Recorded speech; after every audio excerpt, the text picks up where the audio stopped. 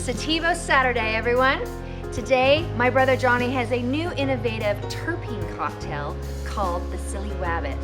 Hey y'all, so I'm gonna start out with a 1/4 ounce of OJ, 3/4 ounce of fresh lime juice, a full ounce of Cantaloupe, just a 1/2 ounce of fresh agave syrup, and I want to slap in just 2 large pieces of mint. Terpenes, you gotta be really delicate because they're so potent. So just 2 drops. For the tequilas, I'm gonna be using a El Tesoro Reposado Prank Select, a full ounce and a half of that. Just a 1/2 ounce of the El Sativo.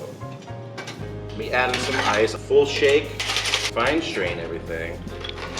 Carrot shaped garnish, that's why we call it a Silly Wabbit. This is such a classy cocktail. It's served in a coupe, perfect for Jessica Rabbit.